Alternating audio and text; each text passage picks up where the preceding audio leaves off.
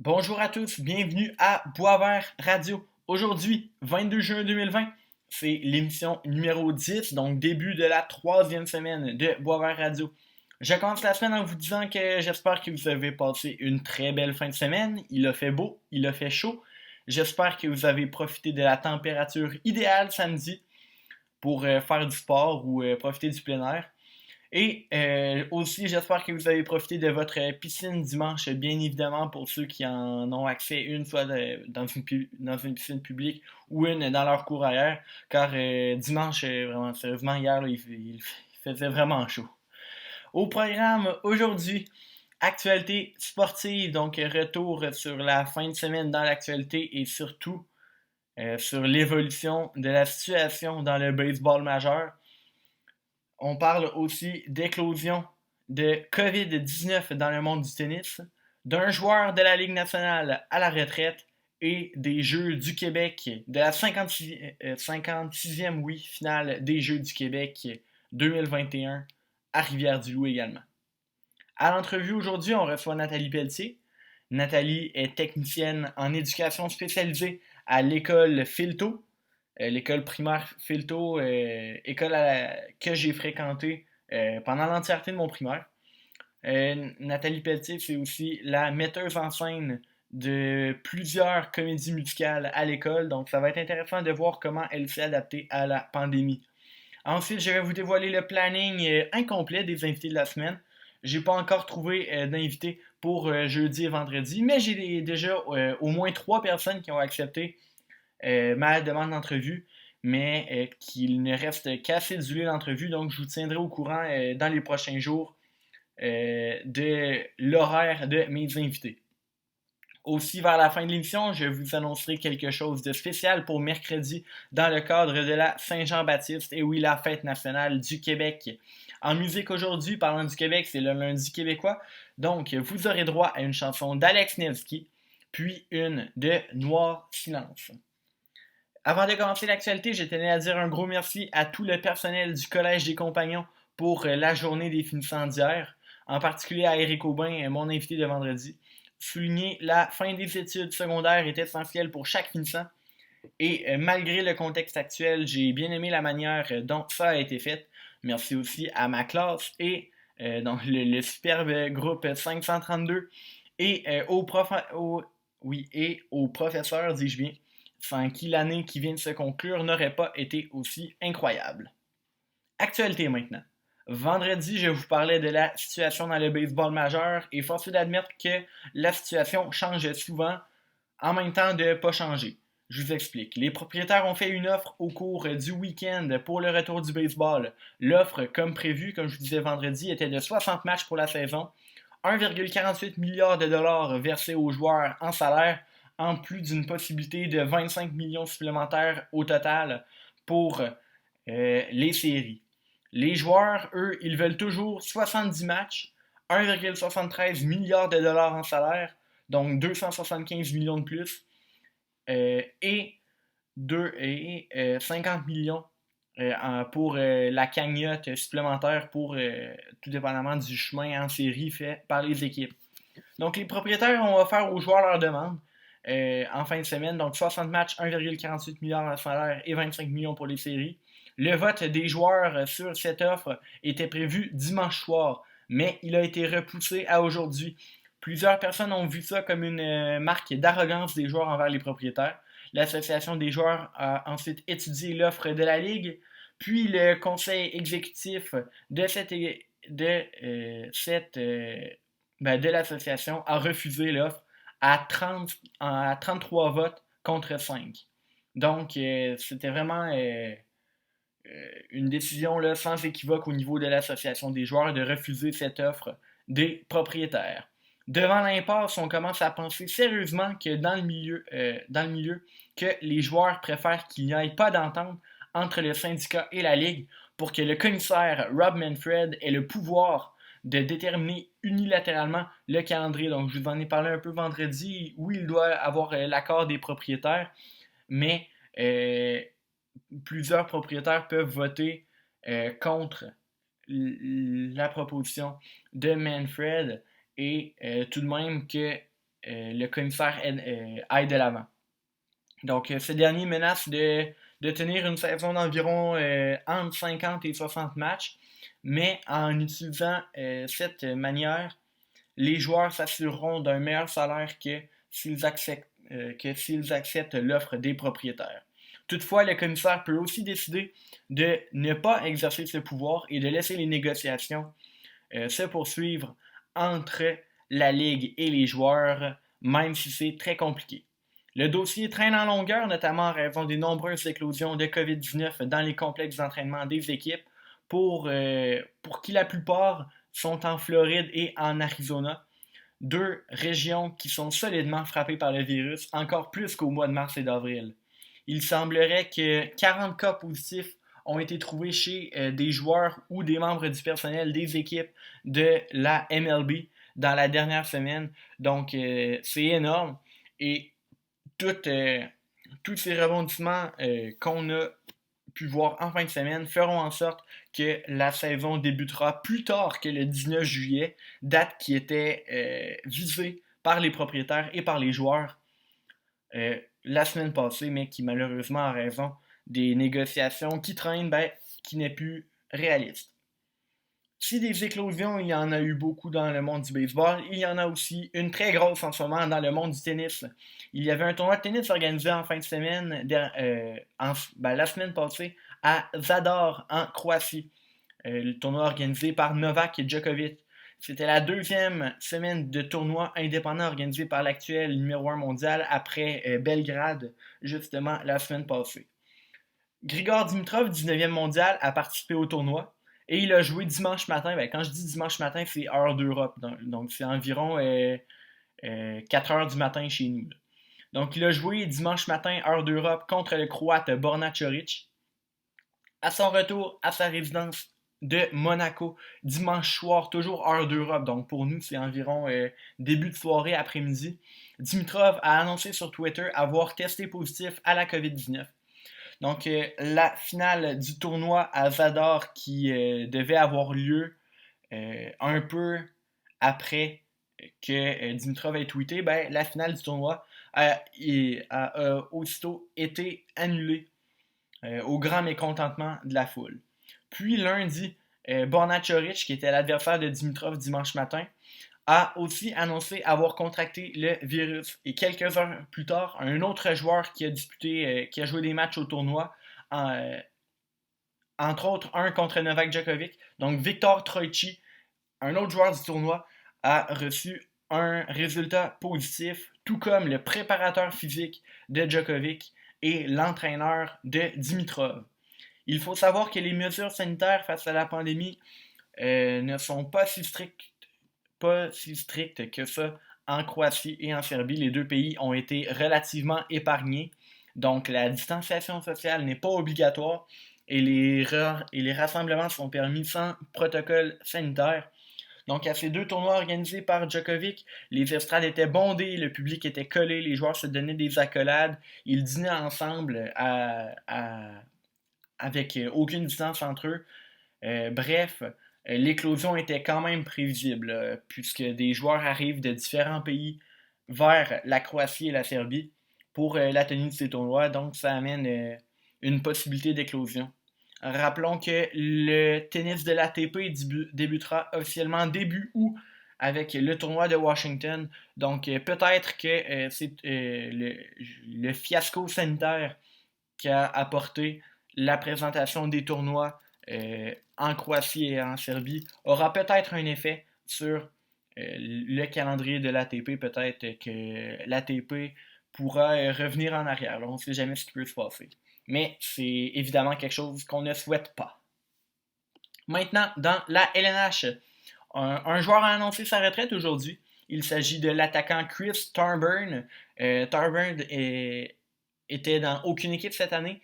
Il était joueur autonome. Il est devenu joueur autonome sans compensation le 1er juillet 2019 et il n'a pas signé de contrat pour la saison 2019-2020. Donc, reconnu pour son jeu physique et ses solides mises en échec, Thorburn a récolté 134 points et surtout 968 minutes de pénalité dans la LNH. Thorburn a gagné la Coupe Stanley l'an dernier avec les Blues de Saint-Louis en tant que Black Ace. Ceux qui ne savent pas ce qu'est un Black Ace, c'est un joueur ayant joué la majorité de l'année dans la Ligue américaine, mais qui est rappelé dans la LNH lorsque l'équipe de la Ligue américaine est éliminée. Donc, dans le fond, rester dans la Ligue américaine à ce moment-là ne sert plus à rien. Donc, même s'il n'a joué qu'un seul match dans la Ligue nationale l'an dernier avec les Blues, Thorburn a été appelé pendant les séries à voyager et à s'entraîner avec l'équipe. Et il a son nom gravé sur la Coupe Stanley et il a sa bague de la Coupe Stanley. La Coupe Stanley gagnée en 2019 par les Blues de Saint-Louis contre les Bruins de Boston. Thorburn a disputé la majorité de sa carrière dans la Ligue nationale de hockey avec la franchise des Thrashers d'Atlanta / Jets de Winnipeg. Bien entendu, les Thrashers qui ont déménagé d'Atlanta à Winnipeg. Il a aussi évolué dans la LNH avec les Sabres de Buffalo et les Pingouins de Pittsburgh.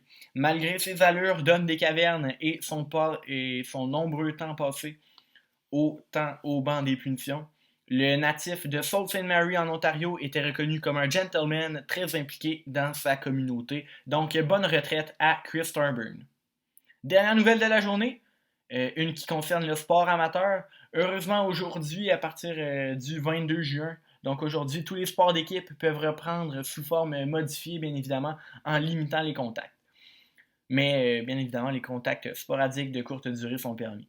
Toutefois, une mauvaise nouvelle est tombée pour le sport amateur en début d'après-midi, lorsque les Jeux du Québec d'hiver 2021 ont été reportés d'un an. Donc, au lieu d'avoir lieu du 26 février au 6 mars 2021, l'événement se passera du 25 février au 5 mars 2022. Donc, cette 56e finale des Jeux du Québec était prévue à Rivière-du-Loup, dans le Bas-Saint-Laurent, et est toujours prévue à cet endroit pour 2022. Pour justifier cette décision, Sport Québec dit que la préparation des athlètes en vue des Jeux est primordiale et qu'elle ne serait pas adéquate suite au temps que ça prendra avant de retrouver un sport 100% normal, comme en 2019 par exemple. Selon Sport Québec, toujours, le cycle de préparation des incomplet défavorisera les athlètes en vue de cette 56e finale. Des modifications aux catégories d'âge. Dans le fond, les catégories d'âge admissibles à cette 56e finale des Jeux du Québec seront revues avec différentes fédérations sportives en vue de cette édition de 2022. Mais rappelons que ce sera aussi le cas pour la 55e finale des Jeux du Québec, version été, qui était prévue en 2020 à Laval et qui a été reportée en 2021 à Laval également. Revenons à l'édition 2022, donc cette édition comptera 20 disciplines réparties dans les 2 semaines. Les cérémonies d'ouverture et de clôture de ces Jeux du Québec auront lieu au centre Premier Tech de Rivière-du-Loup. C'est entre autres le lieu des matchs locaux de hockey de l'Albatros du Collège Notre-Dame Midget 3A et du 3L de Rivière-du-Loup dans la Ligue nord-américaine de hockey. C'est tout pour l'actualité d'aujourd'hui. En musique maintenant, on retrouve Alex Nevsky et Pour commencer. Si cette chanson vous est familière, c'est sûrement parce que vous l'avez entendue dans le film d'animation La Course des Tucs, film duquel Pour commencer fait partie de la trame sonore. Et au retour, Nathalie Pelletier est avec nous. Restez là.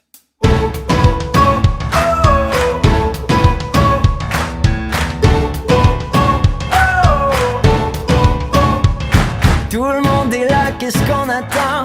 Plus tard on n'aura plus le temps. 1, 2, 3, viens on y va. Tout ce feu qui brûle en dedans, prends la main que je te tends. Viens suis-moi et ne t'en fais pas, on restera toujours ensemble. On se connaît, on se ressemble. Qu'est-ce qu'on attend pour commencer? Nouveau départ pour une histoire où il y a toujours de l'espoir. Qu'est-ce qu'on attend pour commencer? On veut le monde, chaque seconde, que la vie nous réponde. Qu'est-ce qu'on attend pour commencer?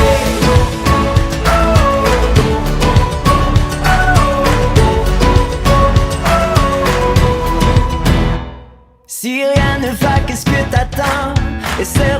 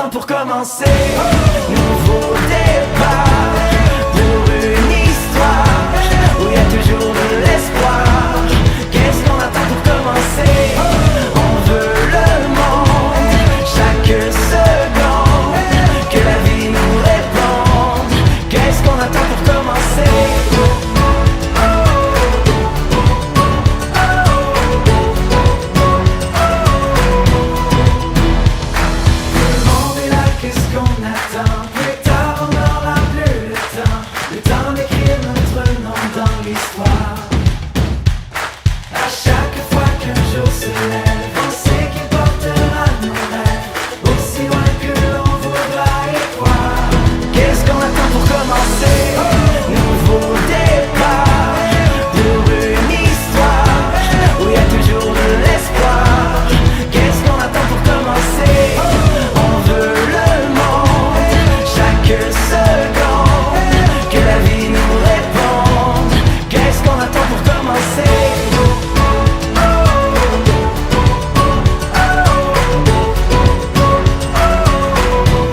Qu'est-ce qu'on attend pour commencer?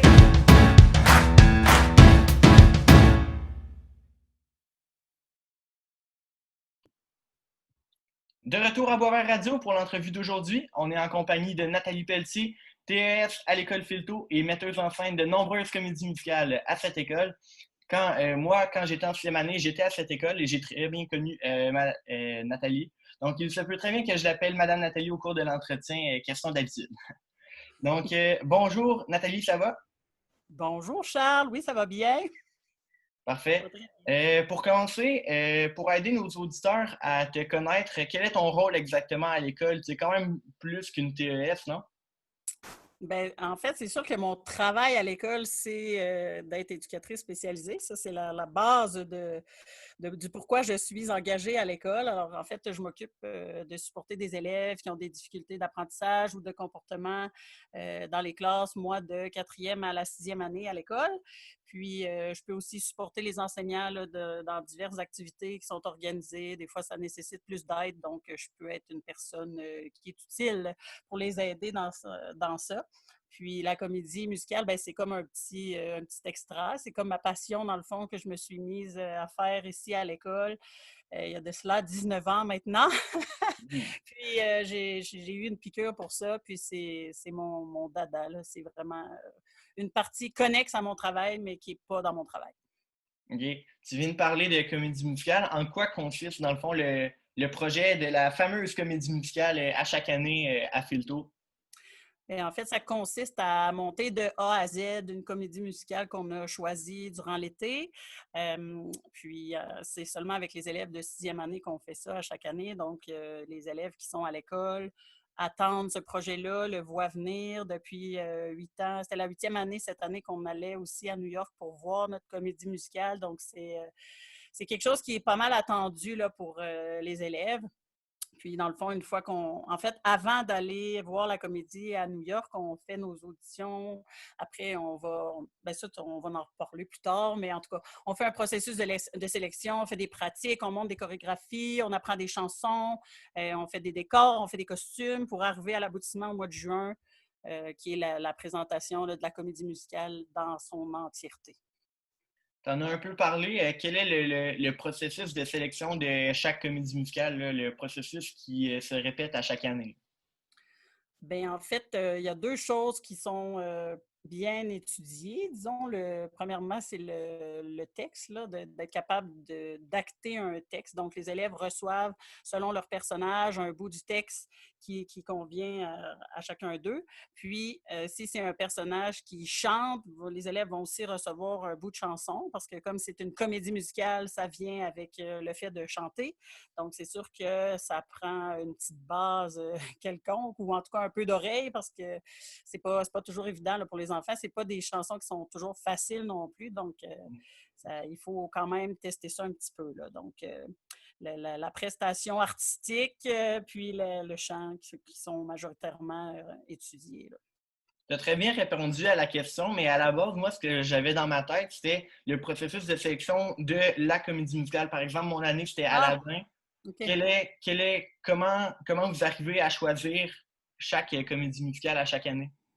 Bien, ça a évolué depuis le temps parce qu'au début, c'était des comédies musicales que je connaissais ou que j'aimais. Puis même, j'ai pris au début là, on a utilisé aussi les films de Disney pour en faire pour adapter ça pour la scène, mais c'était pas comme une vraie comédie musicale parce qu'il y avait moins de chansons, puis il y avait plus de théâtre, mettons. Puis c'est ça, en 19 ans, en fait, j'ai appris à connaître ça, les comédies musicales. Au début, c'était juste quelque chose que j'aimais beaucoup.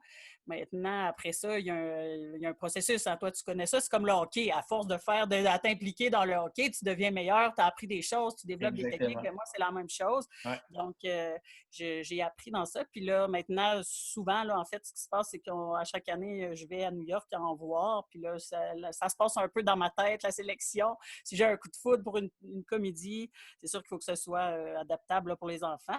Ouais. Mais c'est pas mal comme ça que ça se passe, je te dirais. Là. Parfait. D'où est venue ta passion pour les comédies musicales? Ça, c'est drôle parce que en fait, ça remonte à mon secondaire.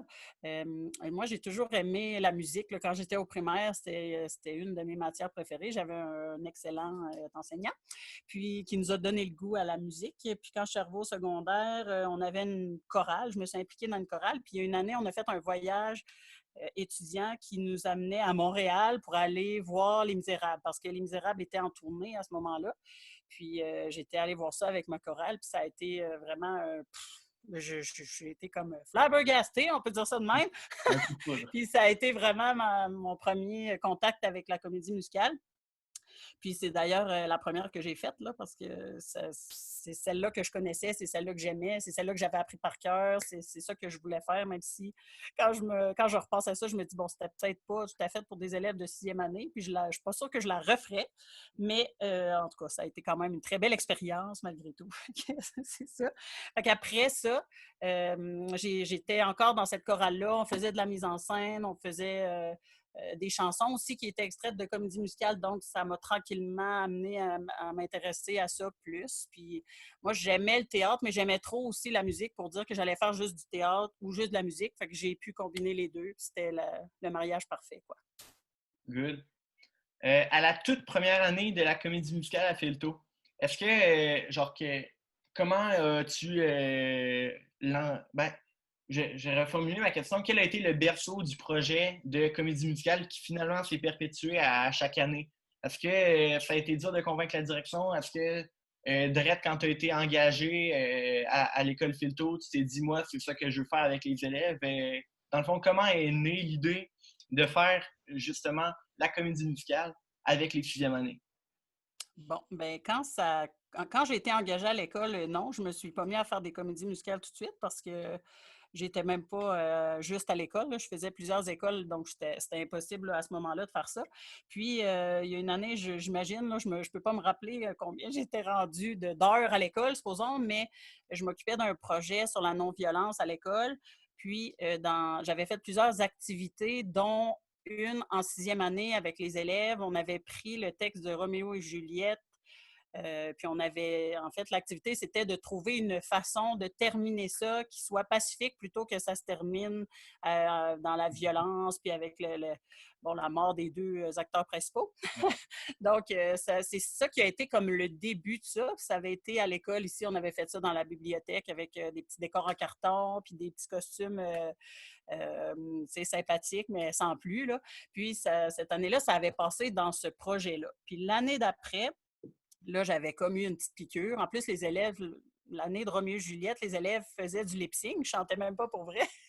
Mais c'était pas l'objectif. L'objectif était différent.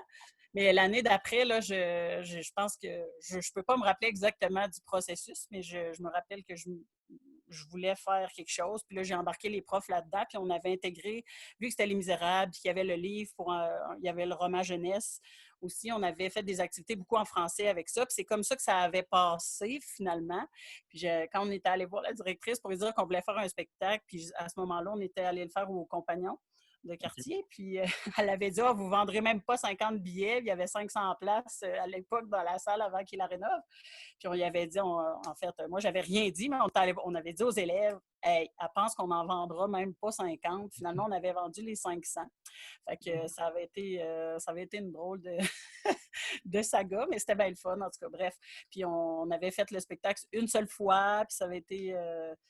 ça aussi, c'était comme le début de tout avec des décors plus simples. Puis, mais c'était une belle expérience quand même. Puis là, je pense qu'on a vraiment tout pogné la piqûre, les enseignants qui étaient avec moi aussi à ce moment-là, parce que si on n'a pas les enseignants avec nous dans ce projet-là, c'est pas facile. Là. Donc, quand on a des gens aussi dévoués puis qui aiment autant ça que nous, ben ça va bien. Fait que c'est comme ça que c'est parti. Puis après ça c'est devenu une tradition. Puis ça, tranquillement, ça a grossi et grossi. Et là, c'est rendu un peu... c'est ça. C'est un petit peu plus gros que c'était, mais on se tente pas. J'aime autant ça, puis c'est un défi à chaque année d'arriver à me dire comment je vais faire ci, comment je vais faire ça, comment on va arriver on essaye de vraiment tout refaire ce qu'on peut le plus possible pour que ça ressemble le plus à la comédie originale. Parfait. Cette année, en 2020, ben, pour l'année scolaire 2019-2020, quelle était la comédie musicale et peux-tu nous faire un court synopsis de cette comédie musicale? Bon, la comédie musicale de cette année, c'était Betelgeuse, qui est un film, en fait, de 1988, là, que vos parents connaîtront sûrement. Là, Mais pas les jeunes moi. ne connaissaient pas tellement ça quand on a annoncé c'était quoi le film. La comédie, je veux dire. Quand on a écouté le film, ben, les enfants ont appris à découvrir ça. Dans le fond, l'histoire, c'est Adam et Barbara qui habitent dans une maison, qui est un petit couple sans histoire, qui vont malheureusement mourir dans leur maison parce que leur maison elle a plein de défauts, puis il y a un plancher qui craque. Là, bref, ils se retrouvent à... c'est un peu... c'est romancé un peu, là, contrairement au film, parce que dans le film, ils meurent dans un accident d'auto, mais sur une scène, c'était difficile à faire. Donc, ils tombent dans la maison et là, ils sont comme devenus des fantômes dans leur propre maison et ils vont hanter leur propre maison parce qu'il y a une nouvelle famille qui va arriver dans la maison. Puis eux, ils ne veulent pas d'eux, évidemment, là, parce que les autres, ils se disent qu'ils sont chez eux et qu'ils n'ont pas d'affaire à avoir d'intrus dans leur maison. Donc, ils vont essayer de les faire partir, mais ça ne fonctionnera pas tellement parce qu'ils sont beaucoup trop sympathiques. Fait qu'ils sont pas épeurants, ils sont pas... Ouais. Fait que c'est ça. Puis, dans la nouvelle famille qui arrive, dans le fond, c'est un couple avec une adolescente. Cette adolescente-là peut les voir, puis elle va établir un lien avec eux. Elle va se lier d'amitié avec eux. Puis, ils vont faire appel à Betelgeuse à un moment donné pour qu'ils deviennent en fait plus experts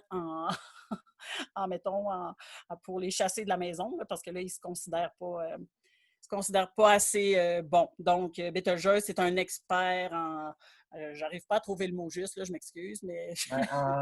Mettons, entre guillemets, chassage de fantômes. Là. Ouais, c'est ça. Ben, chassage d'humains, si tu veux, là. Fait que OK. c'est pas un exorcisme, ça serait OK. un bio-exorcisme, voilà, pour essayer de les faire sortir de la maison. Mais finalement, lui, en fait, quand on dit son nom 3 fois, il peut devenir comme vivant, puis là, il va s'arranger, il va se mettre de mèche avec l'adolescente pour qu'elle dise son nom 3 fois.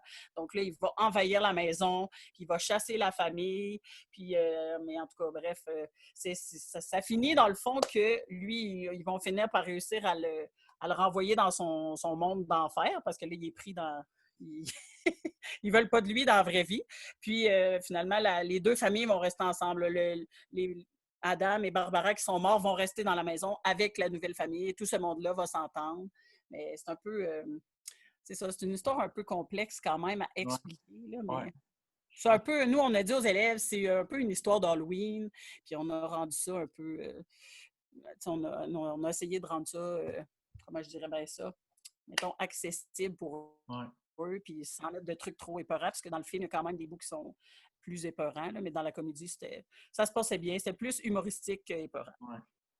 Et là, la question que tout le monde se pose, Hmm. avec la pandémie qu'on a vécue cette année, qui a rendu la fermeture des écoles à partir du 13 mars dernier et qui a interdit toute forme de rassemblement jusqu'à tout récemment, qu'est-ce qui se passe avec la comédie musicale cette année? Bon, ben, on n'a pas pu faire la comédie musicale, hein, on s'en doute bien, comme Ouais. c'était interdit. Donc, nous, on avait écrit aux élèves quand on est parti pour le confinement en leur disant si jamais on revient à l'école, on va trouver une façon de faire quelque chose. On ne savait pas quoi à ce moment-là, ni comment ça se présenterait. Finalement, bien, quand on est revenu ici, on a bien vu que même si on revenait, on ne pourrait pas pratiquer, on ne pourrait pas faire de spectacle, donc ça ne marchait pas.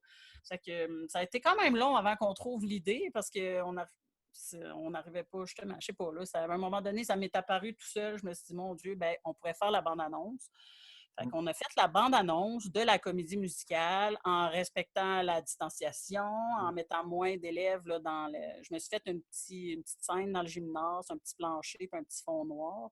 Puis on a tourné, dans le fond, la bande-annonce, c'est des micro-scènes de 2 secondes, 1 seconde, 2 secondes, 3 secondes max.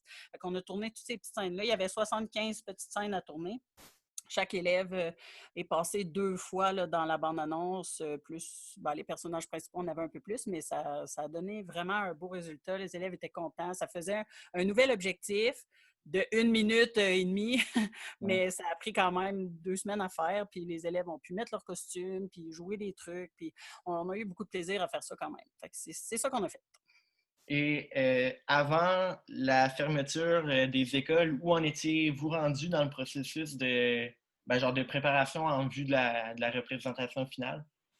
Bien, on venait de passer la relâche, donc on avait la semaine de relâche, nous, on fait toujours des décors, des costumes, fait qu'on avait commencé ça. Pour les élèves, on avait pratiquement fini les répétitions de danse. On avait presque passé chaque chanson une fois. Le texte était presque fini aussi. Il n'en restait vraiment pas beaucoup. Fait que c'est un peu là qu'on était rendu là, quand tout ça s'est arrêté. Parfait. Est-ce que la pandémie que l'on connaît actuellement va avoir un effet sur la comédie musicale de l'an prochain? Et si oui, quoi? Bien, en fait, ça, on ne le sait pas. Hein? Je n'ai pas de boule de cristal, malheureusement. Ah. J'aimerais bien ça, pouvoir connaître l'avenir de l'automne, mais ce n'est pas le cas pour l'instant. Donc là, ce qui est en fait assez certain, c'est qu'il n'y aura pas de voyage là, à l'automne. On en a parlé avec les élèves déjà, là, ils savent, parce que c'est quand même un peu risqué. Puis pour ce qui est de la comédie, bien, c'est sûr que si on a le droit de la faire, bien, c'est sûr qu'on va la faire. Puis on va suivre ça là, à chaque de développement en développement. Hein? On a des surprises souvent et régulièrement. Mais c'est sûr que si on peut la faire, on va la faire. Puis sinon, on va trouver une façon de faire quelque chose aussi là, pour eux. Fait que c'est ça. Parfait. En terminant, quel est ton plus beau souvenir justement des comédies musicales avec les Philharmonies à l'école après toutes ces années? Bien, je pense que mon plus beau souvenir, sérieusement, c'est comme le même qui revient à chaque année. C'est le moment où tout est fini, où la directrice vient faire un petit discours, puis où moi, je regarde tous les élèves de 6e année qui sont sur la scène, qui sont fiers d'eux, qui sont vraiment de voir l'accomplissement de tout ça d'après une grosse semaine qui est quand même chargée, tu le sais. Mais, tu sais, ça, je pense que c'est ça qui est mon plus beau souvenir, là, c'est de voir autant d'yeux brillants, autant d'enfants contents, heureux, fiers de ce qui s'est passé, puis des liens que ça a créé entre eux. Puis c'est vraiment ça, à chaque année, je pense, mon plus beau souvenir. Je me rappelle vraiment à chaque cohorte, là, quand ça finit, de regarder tout le monde puis de me dire « Hey, sont-tu beaux? Puis sont-tu bons? Puis ils ont-tu bien fait ça un peu? » Puis je suis vraiment fière de ça, là, de voir les élèves heureux comme ça. C'est ça. Ouais. C'est ça mon plus beau souvenir. Merci beaucoup, Nathalie, d'avoir accepté mon invitation. Hey, ça me fait plaisir, Charles. Parfait. On s'en va maintenant en musique. Voici On jase de toi de Noir Silence.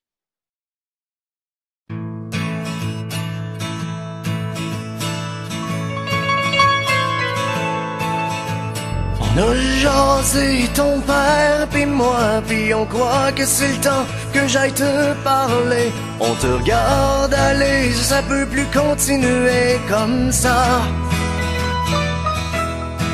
T'es plus le garçon que j'ai si bien élevé. Tu sèches tes cours, t'as commencé à fumer. Veux-tu bien me dire ce qu'on va faire de toi? Tes amis, c'est pas des gens à fréquenter. Quand ils ont pas les cheveux longs, ils ont des anneaux dans le nez. On croit juste qu'ils ont une mauvaise influence sur toi. Mais tu sais, mon cœur, on t'aime encore. On veut juste pas qu'il t'arrive de tort. Et surtout, c'est que les voisins commencent à jaser. Regardons ce qui est devenu le petit gars d'à côté. Tiens, avec une gang de drogués.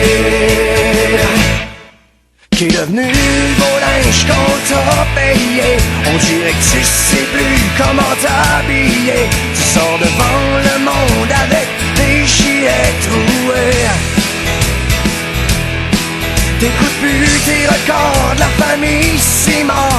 affiches plein de disques avec des noms de morts. Puis ta musique, petit diable, mais tu l'écoutes au fort. L'autre jour on t'a pogné les culottes baissées avec la petite Julie, la dévergondée. C'est péché ces choses-là tant qu'on n'est pas marié.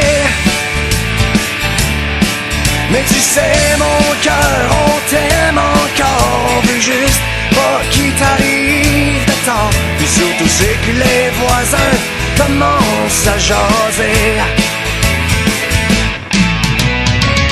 Regardons ce qui est devenu le petit gars d'à côté. C'est à quoi ses parents l'ont mal élevé.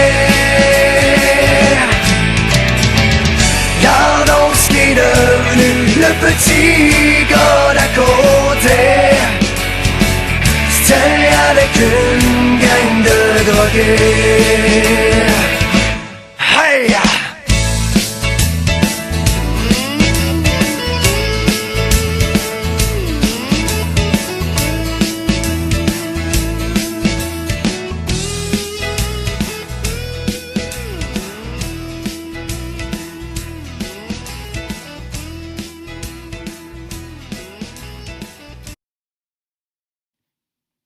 On est de retour. Il est maintenant temps pour moi de vous dévoiler le planning de mes invités de la semaine. Bien qu'il soit toujours incomplet, comme j'ai dit dans l'intro, jeudi et vendredi, je n'ai toujours pas d'invité officiellement, mais ça devrait se régler sous peu. Donc, restez à l'écoute, là, sûrement mercredi ou mardi, je ferai des annonces pour les invités de jeudi et vendredi, que ce soit via le podcast ou via la page Facebook.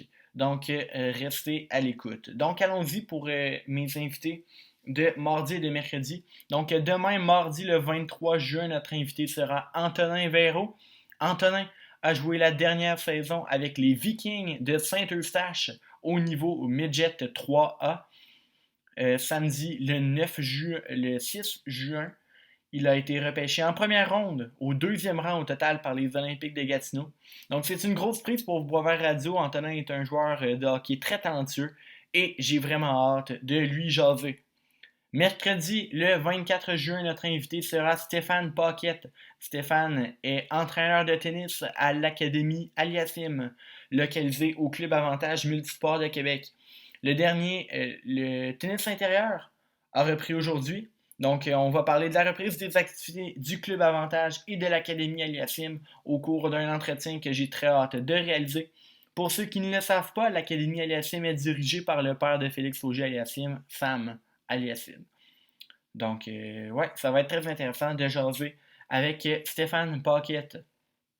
Mercredi, c'est quelque chose de spécial pour nous. C'est la fête nationale de notre belle province qu'est le Québec. Donc, il y a un spectacle virtuel prévu demain soir diffusé sur tous les grands réseaux. Et ce sera le temps de féliciter et de donner de la visibilité à nos artistes locaux qui sont si talentueux. Donc, il va de soi que moi, à Boisvert Radio, je fasse également un petit quelque chose pour célébrer la Saint-Jean-Baptiste. Donc, en musique, lors du mercredi classique, ce mercredi, je diffuserai 2 chansons francophones d'artistes québécois. Évidemment, pour rester dans le thème de la journée, ce sera 2 classiques. Donc, quoi de mieux de s'installer sur son balcon ou devant son ordi pour écouter Boisvert Radio et de se remémorer 2 superbes chansons qui ont marqué le Québec pendant cette Saint-Jean. Donc, mercredi, le mercredi classique sera 100% québécois. Sur ce, c'est tout pour l'émission de ce soir. Je remercie de nouveau Nathalie Pelletier pour cette excellente entrevue. Demain, on reçoit Antonin Véro. C'est un rendez-vous à ne pas manquer. Donc, merci d'avoir été à l'écoute ce soir. Demain soir, soyez là pour un nouveau podcast à Boisvert Radio.